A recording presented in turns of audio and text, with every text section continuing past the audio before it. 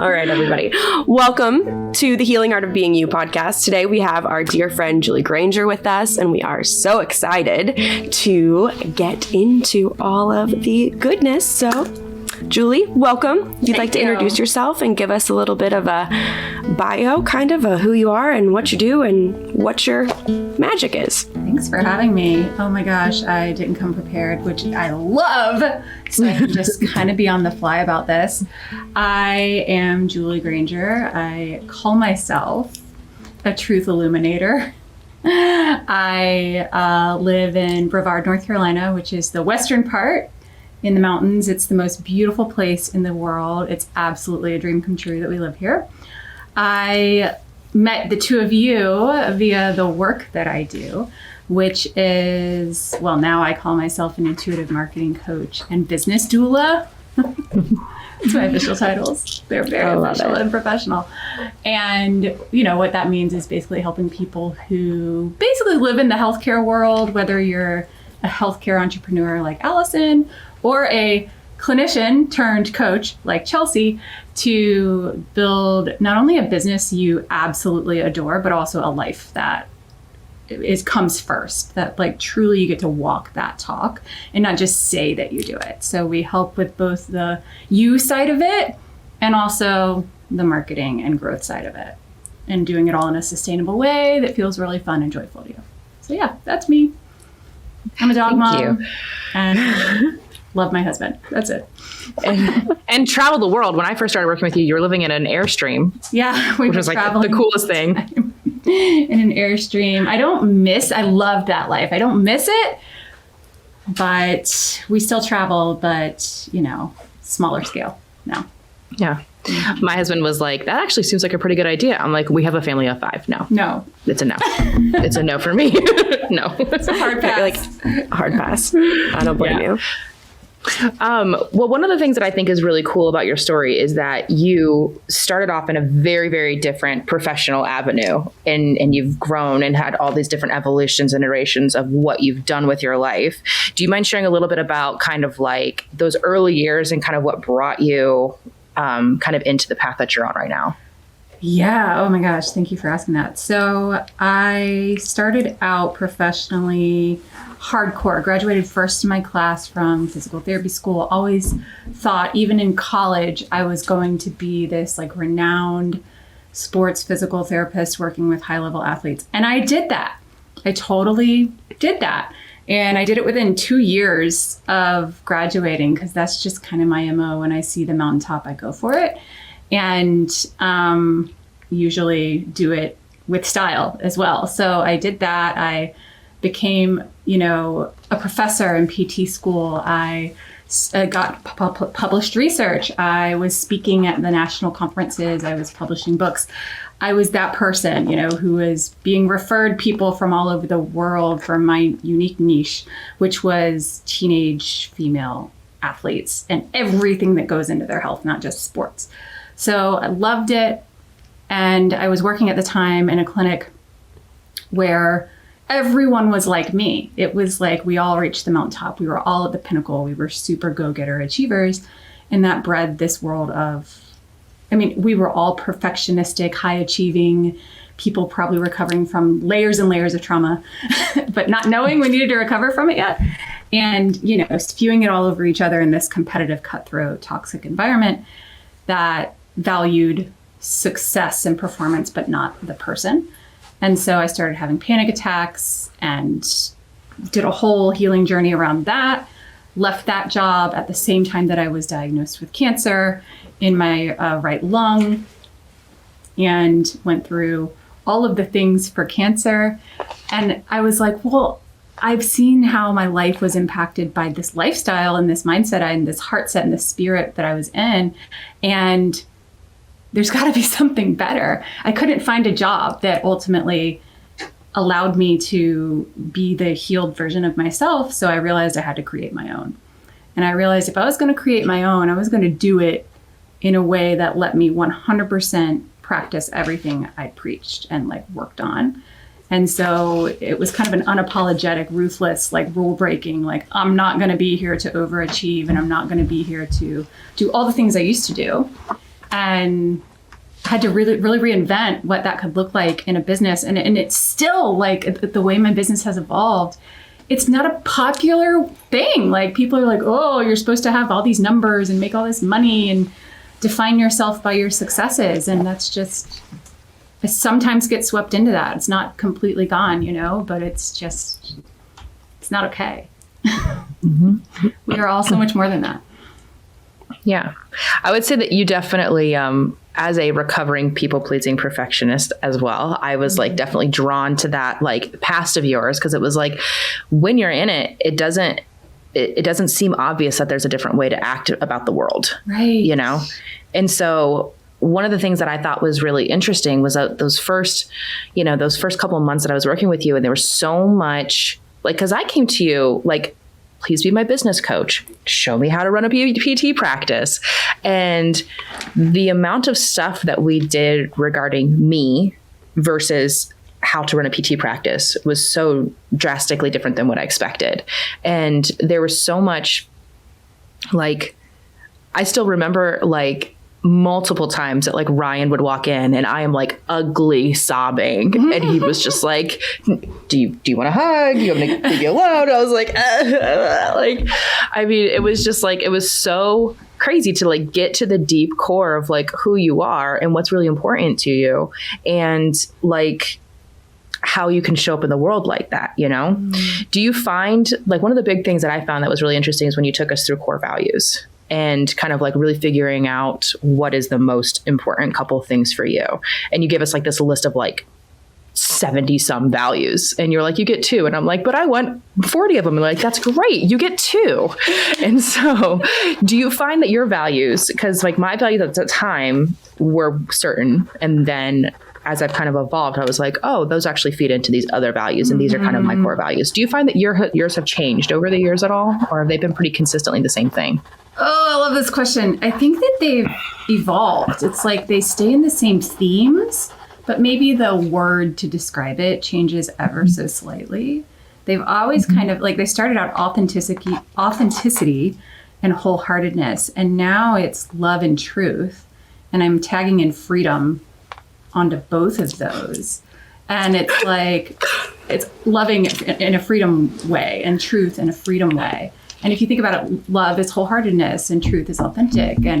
But it's like you distill it down to a simpler word almost that's easier to remember and say, I guess. Yeah. So, yeah. Mm-hmm. That's crazy. Those are literally mine, of love and truth. Because it's the same thing. Like before it was like, service and like things like that. It was just like, there was other stuff that was like, it ultimately for me came down to like love and truth. And when I was able to kind of recognize that, I was like, wow, I lie a lot, not big lies. Little lies just to kind of like avoid an uncomfortable situation, like, oh, I'm sorry I'm late, but this thing came up. Nothing came up, Allison. You just didn't get out of bed on time. Like own up to it, And so it was just, it was very freeing when I was able to start kind of like really living my life in those two. Cause it was like, people are still going to be on board with me given my flaws, or they're not, but I don't need to pretend that I don't have flaws. Right. Oh my gosh. I realized the way I was lying to myself this morning. Actually, it was like lying to myself, sobbing.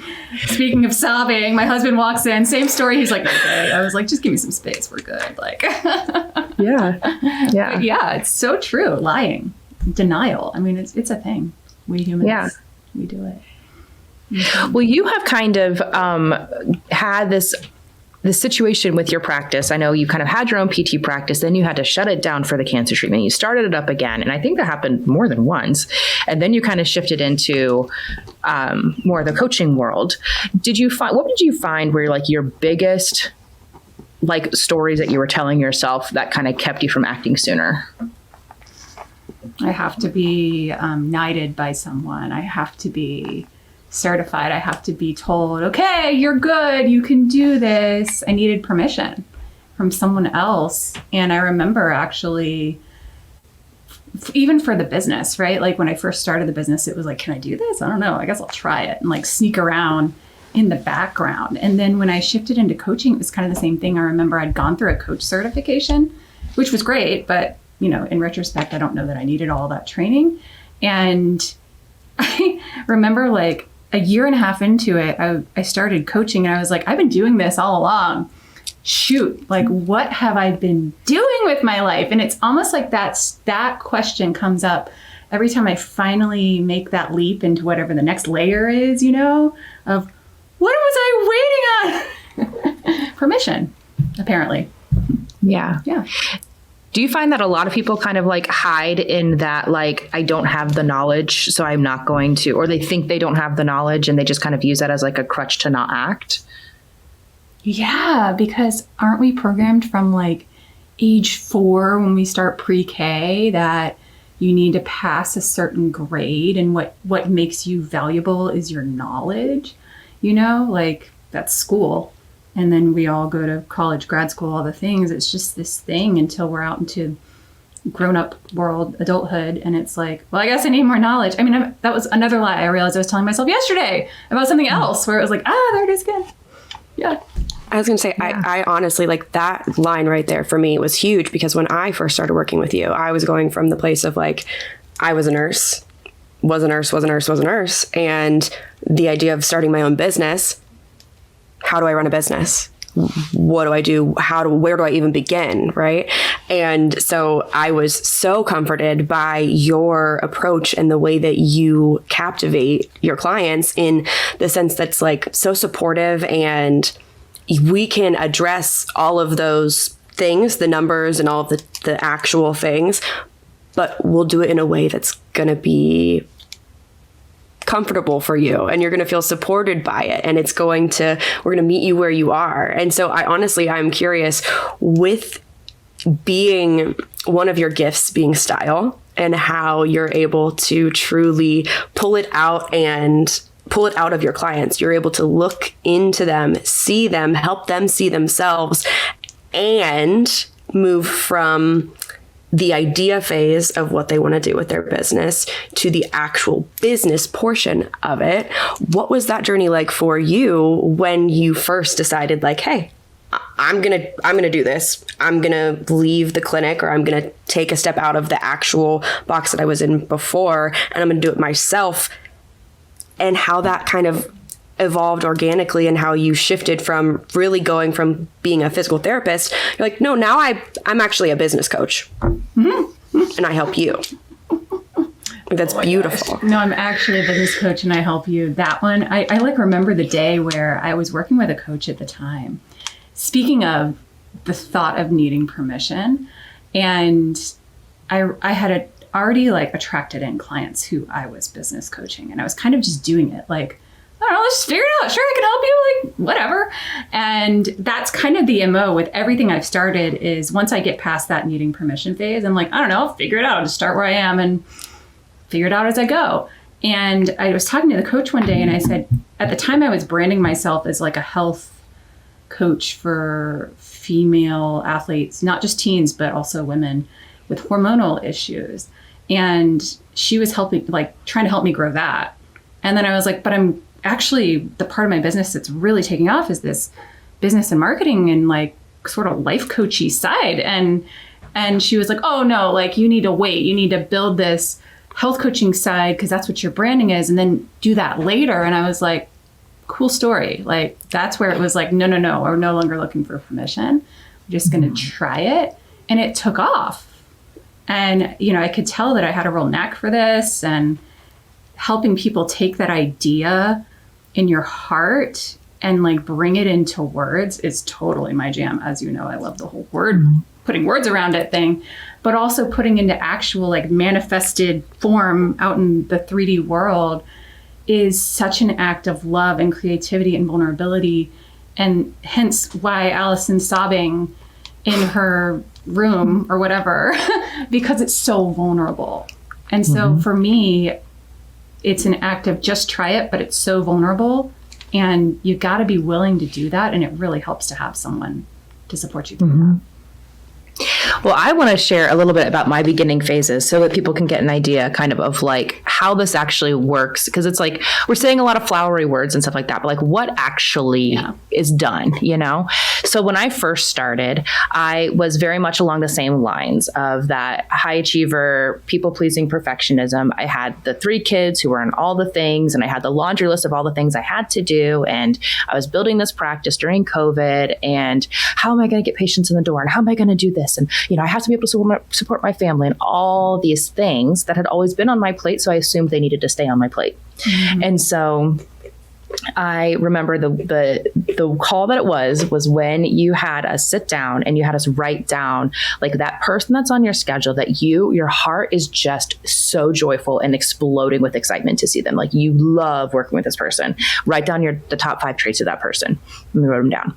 And then you're like, okay, that person that it's like they're on your schedule on Friday and you have a headache on Monday anticipating it. Like you just, I just don't want to work with this person. Write down the top 5 traits of that person. And we did. And then you had us just put it to the side. And then you just started talking about how do different traits show up in different aspects of our life? How do they show up in our planning? How do they show up in our finances? How do they show up in how we schedule our day? All these types of things. And as you were going through it, you're like, you know, a martyr might present like this, you know, and it was just different types of things. And as you're going through this, all of a sudden the tears just start streaming down my face as I realize, oh, the problem here is that I hate myself. Mm-hmm. The problem here is that the person that I hate working with I have all of these traits in different aspects of my life that like, I'm too busy. Somebody else just fixed this problem for me. Not wanting to take ownership of it. And I was seeing how that was showing up in different aspects of my life that were not super obvious to me in a patient care world. You know, It was like, yeah, I would never do this with my own personal health, but it was like, I had never put mental health in that pocket. It was like my body health, not my mental health. And it was in that moment that I was like, oh my gosh, Allison, like you literally hate yourself. This is terrible. And then you said something that was so powerful for me that gave me so much hope was you said, the good thing is these are all practices. You're practicing people pleasing. You're practicing perfectionism. You're practicing martyrdom. And the cool thing is you can choose to practice something different. It just takes practice. You got to break patterns and practice something different. And it was just like such this emotional roller coaster for me to be like, oh, I figured out what the problem is. I hate myself. How can I serve and love other people if I don't serve and love myself? Like that's obviously not going to work. And I don't have to be stuck this way. That's just how I've been acting. But the cool thing is I can act a different way. And that's what you and I spent a lot of time on. And I remember telling you, it was like, you know, it hit me like, what do I think is going to happen? People are just going to like show up to my funeral one day and be like, oh, but she was just so busy. Like, what? Like, nobody freaking cares. Nobody's going to be like, it was just so impressive to see her like driving in and out of the neighborhood constantly taking her kids to stuff. What a good mom she is because she was busy. Like, what am I doing with my life right now? Like, and so it was like such a great moment for me to be able to like realize that, as you were saying, it was that giving of permission, that you don't, just because you've been a certain way doesn't mean you always have to be a certain way. And then in that process of us working together and me learning how these things were showing up for me in different ways and being able to take actionable steps. And like when you told me, I want you to do something every day that produces nothing for anybody, I remember brings no value to anybody. I was like, I don't even know what that means. I don't even know, what does that even mean, you know? And you were like, it could be sitting on a bench and just looking at birds. Like it could be, you could go and paint, but like something that literally produces nothing, provides no value to anybody. And that was the hardest piece of homework that you had ever given me, because I had never lived my life for joy. I had lived my life for this martyrdom for other people, because that's what I had been shown and that's what I had believed was what constituted a good mom, a good employee, a good person, a good friend, a good neighbor, a good daughter, whatever the case is. It was everybody else is more important than you, and just suck it up and keep going. And so that's kind of one of the big breakthroughs that I had in working with you, was just kind of that like conceptualizing that like, oh, we don't actually have to be this person we've always been. We can move on from that. It was crazy. It was absolutely crazy. I love what you said about like everyone's more important than you. That line right there literally just highlights the problem, of I don't like myself. And it's like, something you said, a couple things you said. Number one, what I see so much in healthcare. There's so much interesting projection and codependency that happens. Those are big words. Those are big, heavy, like psychological words. But ultimately, projection meaning we try and fix in others what we unconsciously don't like about ourselves.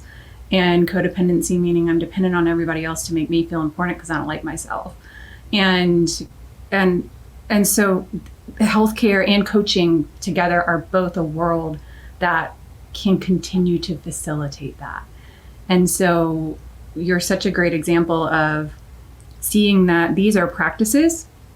These are actually coping strategies we learned from a very young age to get our needs met, to feel loved, to feel like we're safe, we belong, that we're worthy.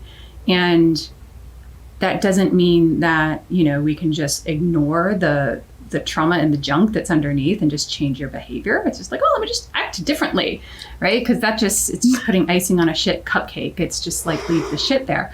But ultimately, the point of being, she was so busy at her funeral, like that's what people say about you. Is that what you want people to say about you? Really, is that what we value? I don't know. So good. Yeah, definitely not. It's like, I don't want to be known for being busy. And if I'm using busyness as a way to kind of like convey that people are important to me, I think I would rather have human connection, actually. Right. I'd rather connect with people and be like, I always felt understood. I always felt heard by Allison. I always felt supported by Allison. Not, she was really good at carpools. Right. What? You're really good at helping me with my pelvic floor. That's great, you are. And also, right. And also other things. Count how worthy you are based on how many patients you heal with incontinence. Yeah. Whatever. Yeah. Right. I was gonna say, one of my favorite things that I was able to take away from my work with you was the efforting. How I would get really, really stuck in the place of, I have to do this myself. I have to do this portion, and it doesn't feel good, and it's not coming with ease, and it feels very like I'm white knuckling here, but I've got to do it. And even through working, I'd get some progress and do some learning, and then I'd be like, nope, Chelsea, sit down. You gotta white knuckle it. You gotta do this, right?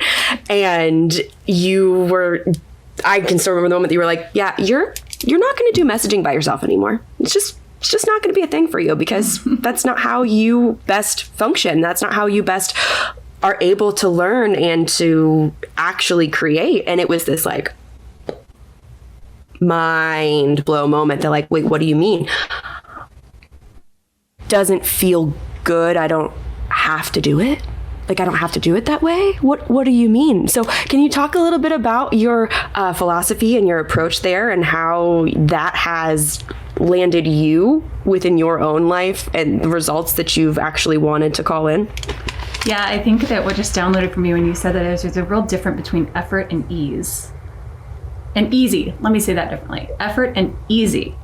So yes. Things that there's really no such thing as easy. Things get to be simple or efficient, right? But for the things that we like and we are passionate about, there's still energy that goes into it.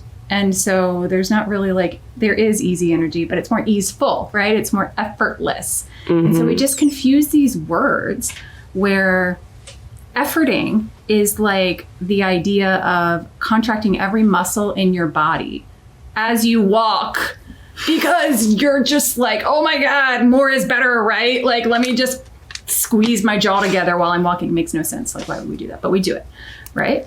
Mm-hmm. And easeful or effortless from an energetic perspective is the path of least resistance, right? And that is allowed, and that is okay.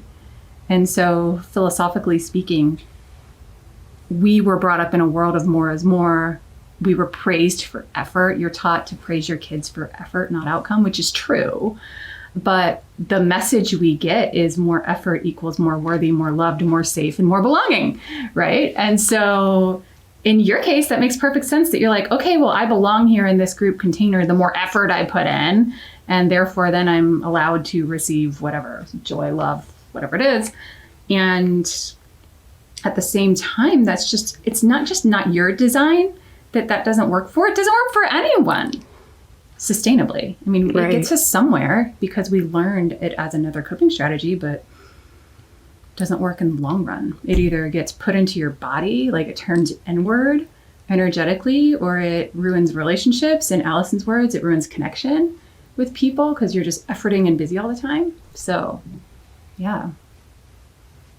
What have been the transitions that you've noticed with people, like as they kind of work through they come to you again for like more like business coaching and team things like that? But because I know I have my own personal stories of how this has affected my family, and I'm happy to share that in a minute. But like, what have you heard from other people of like how their lives change as a result of the stuff that they do that they think they're doing just for their business, but really they're doing for themselves and for the people around them? This is like the bait and switch here. And I love it. So sleazy, but and I'm actually going to be changing that a bit in my branding, and we're just going to be open and be like, look, you're going to work on you, and we're just going to do that. But truly, changes have been, oh my God, immense. I mean, there's been people who have gotten out of abusive marriages who never would have thought that there was another way to live or be in relationships with people. There are people who have completely left the coaching world. They've left the clinical world. They're now real estate agents. They're travel agents. They do something else. Like, it's just all the way to another end of the earth. There's people who travel full time now. There's people whose kids have gone from extremely anxious and clingy and having attachment issues and learning disability issues at school to now peaceful and calm, and they're thriving, and like just completely like this family unit that is just driven by honestly love and truth and freedom. It's amazing. And that's why I do this. Like, that's literally my why, is the ripple effect, not only onto the direct client, but also their clients and their families and everybody else in their lives. Mm-hmm. I will say, from a personal standpoint, what I have noticed with us is that kind of like Ryan and I have a great relationship. He's always been a very great support to me. And I've always been kind of the more driving force, actionable person. And as that driving force, there was a lot that I was carrying in the sense of like, if I don't figure out how to do it, it doesn't get done. Now, that's a story I was telling myself. We have grown beyond that point, and that's not accurate anymore. But because of that, if anybody stepped out of line, if anybody did anything, because like, as you know, my day would be packed by the minute, there was no room for somebody to not get their shoes tied fast enough. There was no room for the fact that we forgot the soccer ball at home. There was no room for that, because we had to make sure that we were on time, because then what would the coach think, and then this and that, and then people are going to say these things about me for yada yada yada, like all these stories. So as you and I started working together, and I started allowing myself to have a little bit more space, myself to have a little bit more downtime, to have a little bit more mental rest, to have a little bit more grace and forgiveness in my day, then I was able to allow that to happen for my children, to allow them to be kids and to make mistakes and learn and not get yelled at and not be worried that if they spill their glass of water that they're going to get in trouble, just allowing them to just be kids and learn and do things. And then it kind of helped my husband and my son repair their relationship, because I was so elevated and my husband only would ever get upset if I was upset. Well, having both parents upset in the same house, not a great situation, right? And so then, he and my son would kind of get into it with each other. And that was able to be repaired, because from what I learned from you, I was then able to kind of coach and talk with my husband about it. And then he was able to repair his relationship with our son. And so what I noticed, there's one event that I still, to this day, it was such like a heartwarming moment for me. But It was when our car had died, and we went to go borrow my in-laws' car. They live around the corner from us, and we went over there to borrow their car, and their car had died. And because we were supposed to drive it while they were in Florida, and we forgot. And so we didn't have jumper cables. So luckily, one of our neighbors had jumper cables. And so we walked over, we got the jumper cables, came back, jumped the car. We had to move Emma's vet visit because that was during this time. And it was like a whole day.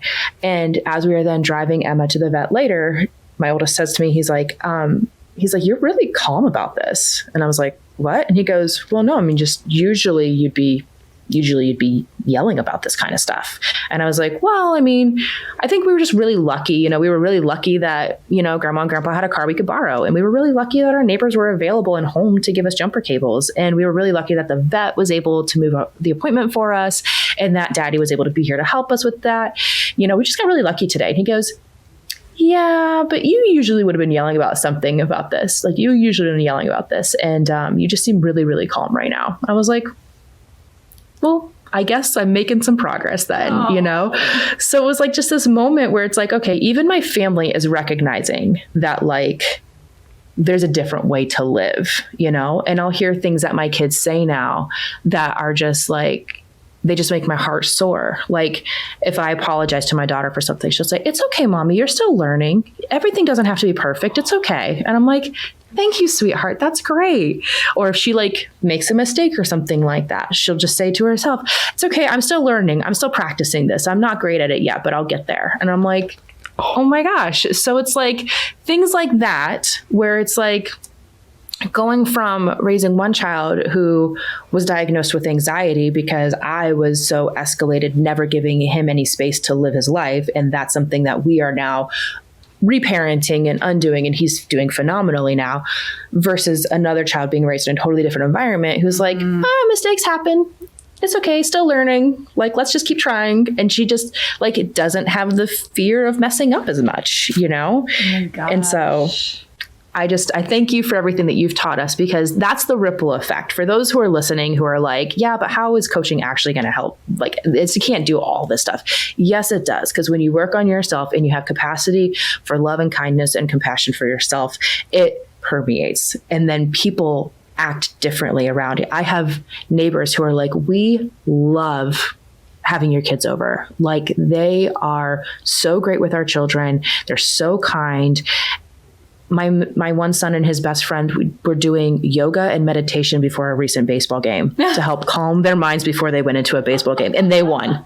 They were like doing meditation before baseball every time. And they're 10, It's amazing. So it's just like, I mean, it just changes everything when you can just like open that up and just kind of get down to the deep root of who you are and what's important to you, and be okay with people not wanting to be in your circle who don't align with that. 100%. And then being compassionate for those who do. Oh, okay.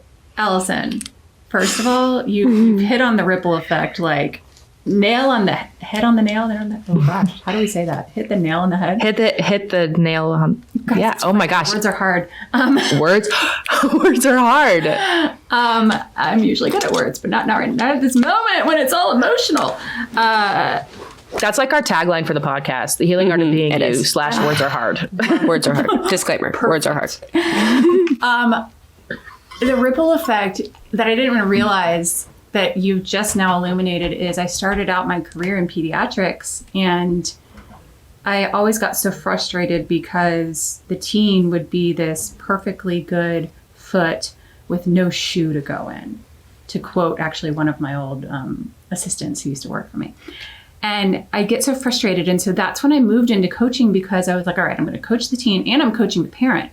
And the parent would never really be open to coaching, because the parent would be like, it's my teen, it's my kid, they need the help, not me, which is fine. I mean, just not open to looking at themselves and looking in the mirror. I totally get it.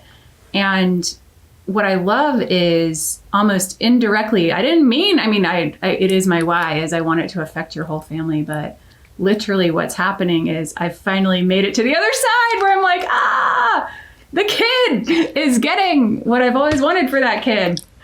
Yes. Which is so awesome. Yes. That's beautiful. And to go back to your question of, did my values shift? Yes and no. And has what I've always wanted to do when I grow up shifted? No. right? Because I'm still doing it just in a different way. And I love that. Well, what I've noticed with you is that you are very good at helping people recognize like what actually brings them joy in life. You know, like I'm a very, very lucky person that working in pelvic health genuinely brings me joy, that I feel that deep in my soul. But there are a lot of people that have kind of gone in just because we were common PTs here. A lot of people have gone into PT just because it was kind of the next natural step. And then they recognize like, oh, I actually like, it's fine, but it's like not what brings me joy. Yeah. And those are like some of the people who kind of got out of it and got into other fields, because it's like, you know, you can monetize a lot of different things and a lot of those can be hobbies. And that's the thing that's really hard, is that we grow up in this environment of like high school, college, grad school, job, money, insurance, house, kids. And it's just like, what if I just like want to live in a tent and like hike and climb trees?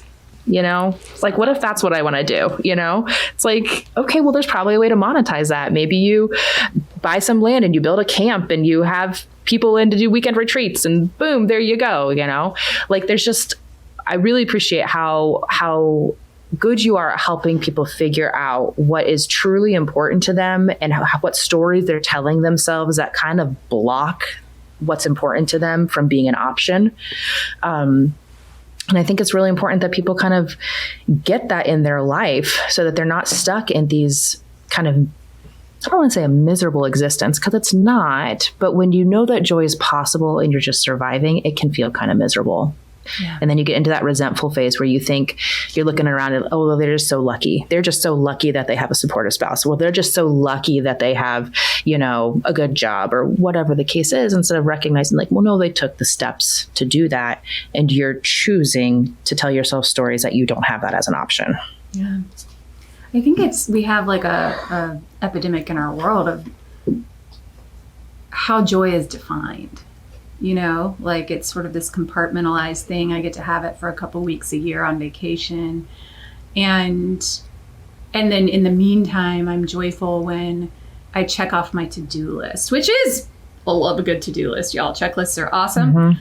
But it's like these little bitty dopamine hits, right? And or the huge ones, like the huge big vacation is how we justify being able to receive and experience joy, when really it's ever present at all times. It's just giving yourself permission to tap into it in a really different way. And the alchemy of all of it is when you can, from a work perspective, I mean, there's like, you're not work, but what if your entire life could be joyful, including your work, and joy in a way that's like brings you tears, brings you this like sense of fulfillment and peace, without all the stress and the drama, you know? Mm-hmm. And that, what I mean by alchemy is like taking the feeling of joy, because we all know what joy feels like, and turning that into a vision given to you by the divine on like, oh, that could be work. We could monetize that. Yeah, you can. I literally just had that discussion with my next door neighbor this week, who's like a firefighter. And he was like, I want to mentor firefighters. And I was like, let's do it. What do you want to talk about? Like, what would be fun for you? And we came up with his brand and like a tagline within like 4 seconds. And he was like, wow, you really like this stuff. And I was like, yeah, really, it's just really fun. Anything can be a business. Anything can be. And that's what you did, was you monetized your joy of helping people be able to communicate their joy to other people to monetize it. I mean, it's awesome. In a nutshell, that's what I do. Help you communicate your joy to other people. Yeah. And you also give them permission to feel that joy, because I'll be the first to say, like, that was a huge part for me, was identifying that, like, the receiving of joy and love and attention and just all of it was probably a little bit of a necessary portion in having a successful business, like an actual business that wasn't just a hobby, you know, where money is exchanged. And so I can still remember my worthiness rib and kind of that whole saga that became, and it was this giant aha moment for me to realize that, like, the problem isn't just that I don't know what words to use in a conversation to shift from having a volunteer client to transitioning them into a paying client. that's not actually the issue. The issue is never the issue. that I have all of these other worthiness things, around being seen and receiving and allowing myself to experience that joy. And so it was a huge moment for me. And I was like, okay, wow, imagine that. Like, this was something that went back to how I interact with my fiance, how our relationship flows and functions, how I interact with everyone. It was really like that moment that I was like, sat down, thought I was just going to sit here and go do some money wounds and, dive into those sandbags. In reality, I was like, wow, okay, I just hit the reset button on my whole life and got a whole new perspective that was so helpful and so incredible and helped me to alchemize the actual struggle that I was into like, no, this is actually why you're doing what you're doing. This is why you're doing what you're doing, because you can see how the emotions and the life that you've lived created these stories and would have prevented you from being able to help those people. I love that. First of all, I think we were all involved in the worthiness rib episode. Yes. Oh my gosh, the worthiness rib. Yes. And we need to get Nicole Short in here. She was working on it too. Nicole, our chiropractor friend. I love that. Yeah. You're like sending me this email and I was like, of course. Wow. Yeah. There was a lot going on there. Chelsea had a whole crick in her neck side. I can't remember what it was. And it's like up under her rib cage. Yeah. Allison and Nicole to help her readjust and manipulate back into place. And it was all stemming from, is the energetic embodiment, the somatic embodiment of this worthiness stuff. And it was brilliant and not surprising to me at all, of course, because I've been through the same thing, and the point you made about these things coming up and taking a look at our baggage and our crap that's hiding behind the scenes unconsciously. Let's just make sure it's very clear that we're saying it's unconscious. None of us like decided to put it there, or we're not like consciously saying, oh, I know I have all the baggage and I'm not going to look at it. It's unconscious. Otherwise we would do something about it until it comes up and becomes conscious. And that's the piece of, it's never about your marketing message. It's never about your funnel. It's never about your website. It's never about what you say or do or on social media. That's the symptom. The deeper energetic issue is always what's going on energetically, unconsciously, somatically, all of that inside of you. And it's the analogy I love to give. Chelsea, you've heard this one. Allison, I don't know if you've heard this one from me, is it's like a house. So your marketing, your business, your sales, everything you do, your pricing, your programs is like the decor in the house. It's the furniture, it's the wallpaper, it's the plants on the table, it's the picture frames. It's all the fun stuff that we like to look at and see here in the 3D world and talk about and go to West Elm and pick out and do all that. But all the stuff behind the scenes in a house is what actually makes the house livable. The air conditioning ducts, the electric wiring, the plumbing, the foundation, the studs in the wall, the stuff you can't see is what makes the decor able to be there. And so many people in the marketing and the business world, they teach all the surface stuff. It's literally like going to Target and picking out all your stuff. And then guess what? All that stuff goes out of style. So we have to do the next trending marketing trend and then blah, blah, blah. But but a lot of people aren't digging behind the scenes and going, whoa, wait a minute. Why don't you know what type of carpet you want to pick out? Well, it's because you don't have the right floorboards underneath to make it level. And we need to look at that. And I mean, you can just slap carpet on top, but eventually the carpet's going to sink or it's going to get mildewy or whatever because the insulation's bad. So that deeper stuff, it's not just a bait and switch, as I said earlier. I would just say that to laugh. It's like, well, do you want to do this for life? Do you want to get out of that toxic environment or that mindset that you were in, that you tried to escape in the clinical world or whatever it was? Cool. Well, it starts with you, friend.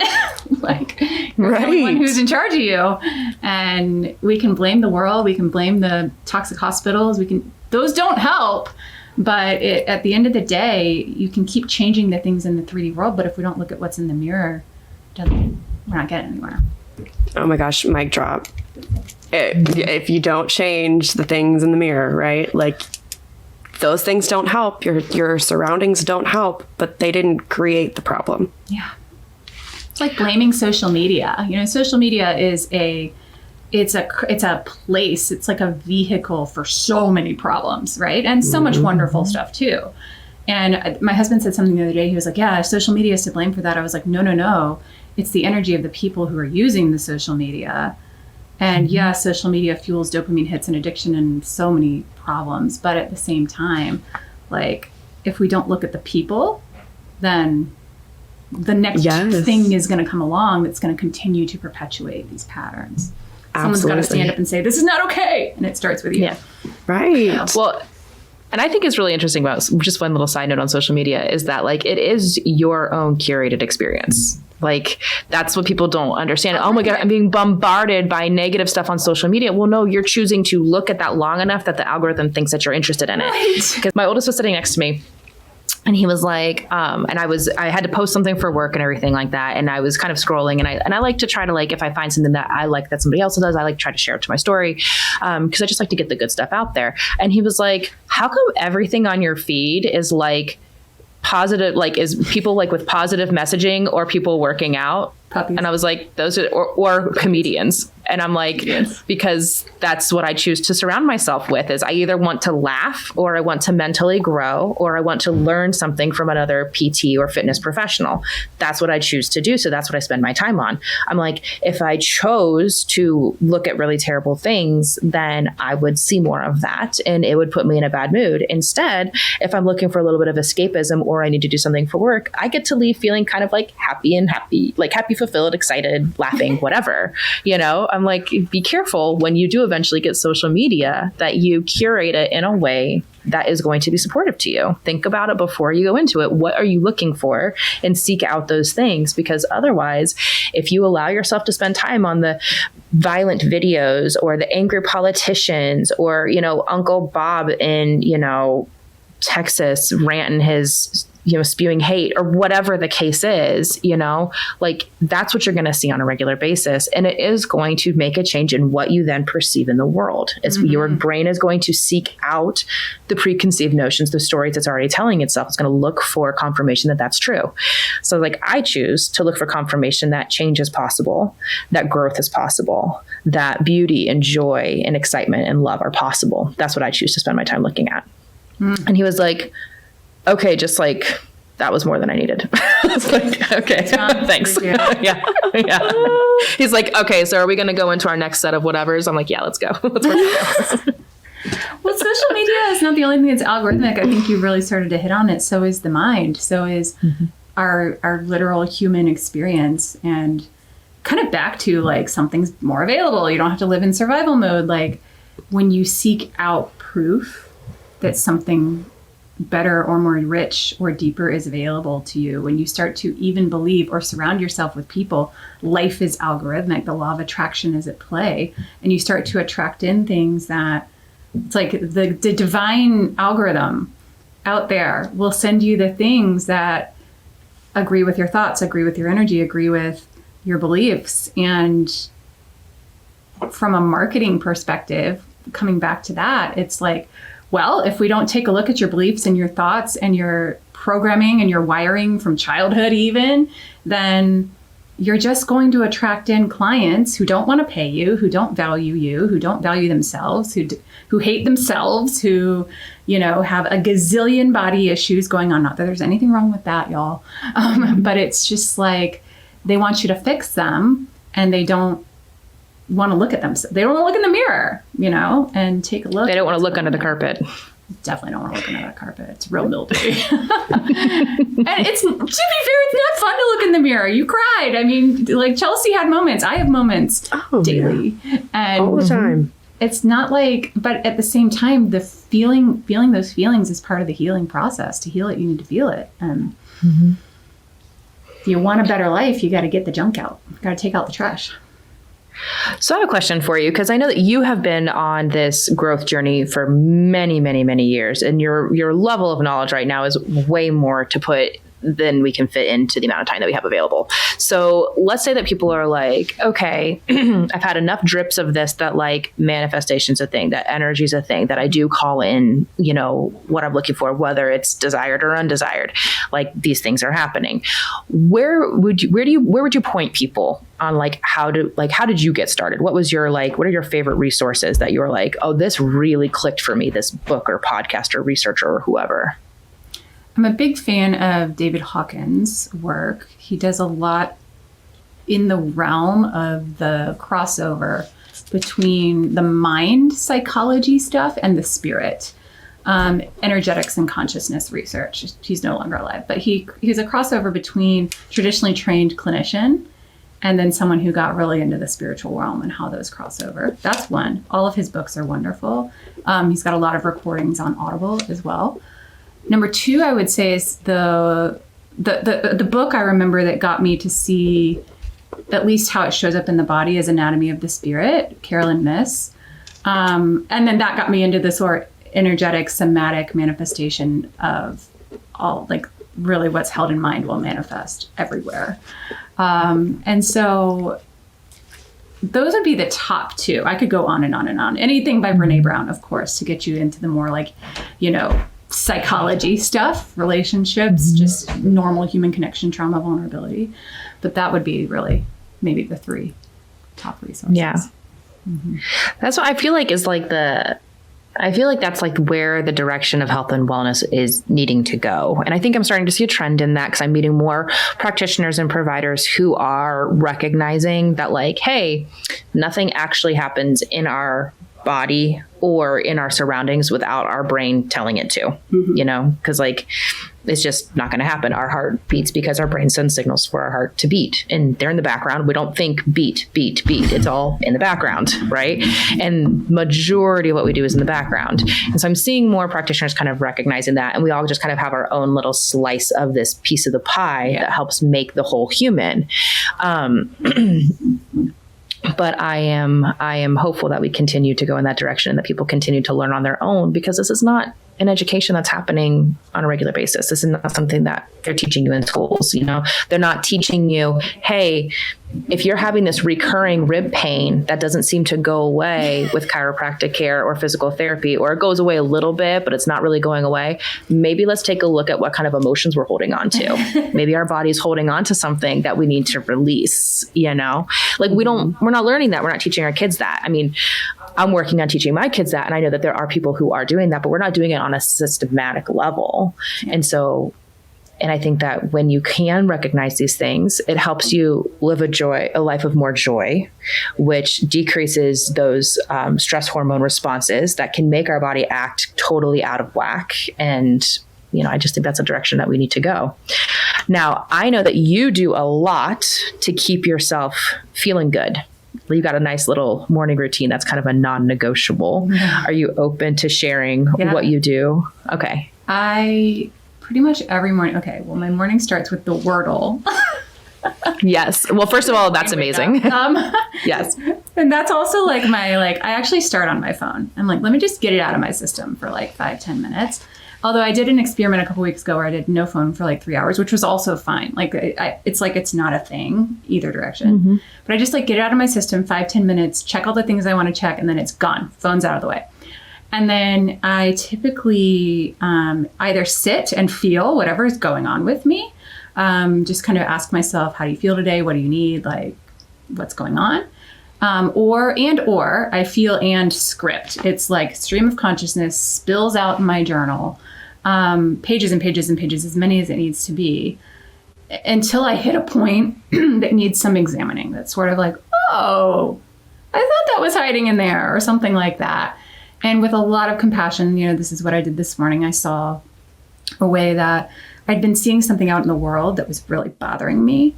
And for years, I've been like, oh, I don't do that. I don't do that thing. Other people do it and it bothers me. And I didn't really see it in myself until literally today.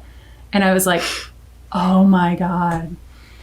And it was these really subtle ways. And I was just like crying and like at first feeling shame. And then I was like, oh, I'm so glad this came up, because it's pointing me in a direction of a need of mine that's not being met.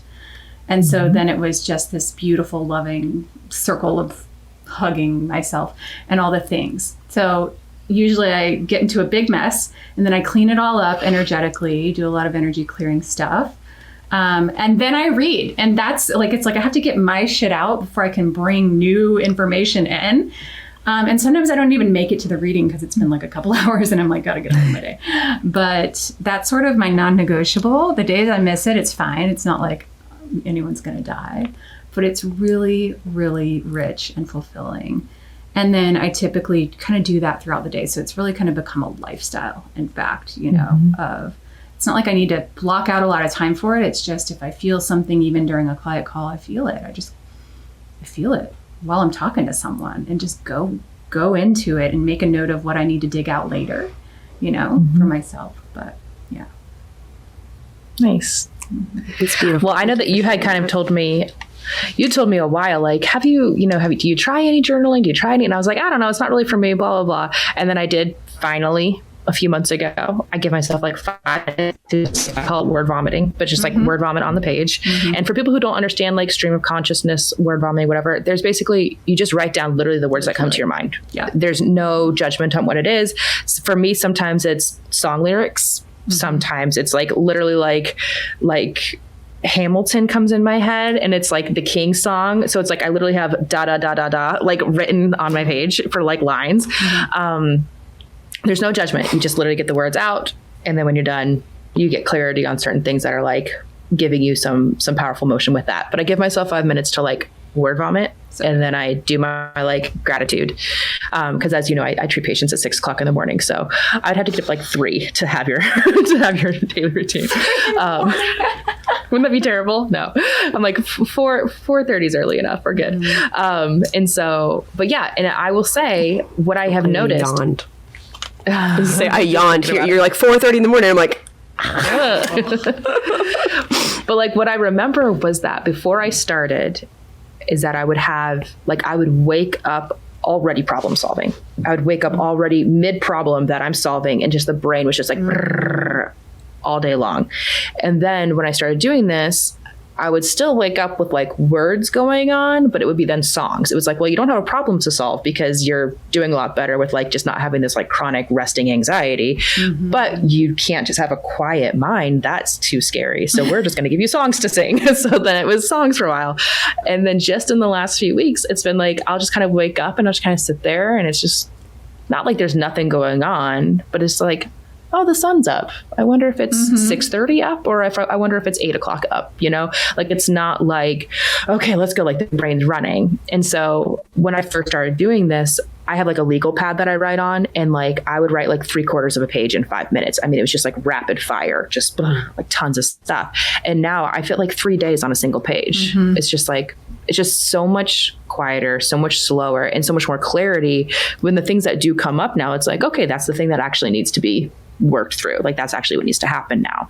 So I gave it resistance for a long time. Finally, right place, right time. It finally happened, and now I'm feeling so much better. So now that's part of my non-negotiable. Brilliant. I love this. Word vomit. So yes, my word vomit.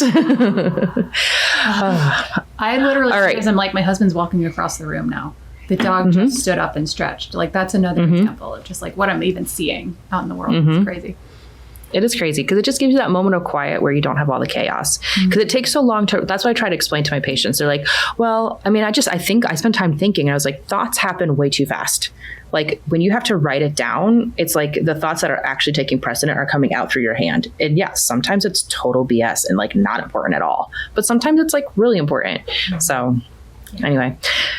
All right. So we probably only have time for one last question.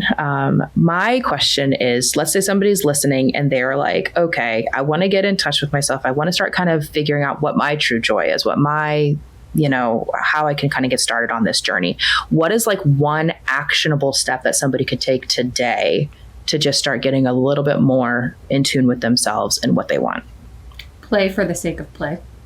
So think of one thing that feels really playful to you that has the thing Allison mentioned earlier, it has no productive purpose. It's more like sensory play. Like maybe you're literally walking to the nearest playground and swinging on the swings and like, oh, what does it feel like to go back and forth and pump my legs and whatnot. And that's it. Like, you're not doing it to get a workout or like, I don't know, like go be the weirdo at a kid's playground. You're doing it to just experience play in the world, because that which brings us joy is usually found in our inner child, so to speak. We all have an inner child. And we learned to kind of squash the joy when we were around 4 to 5, starting to go to school, and you got to be productive, as we were talking about earlier.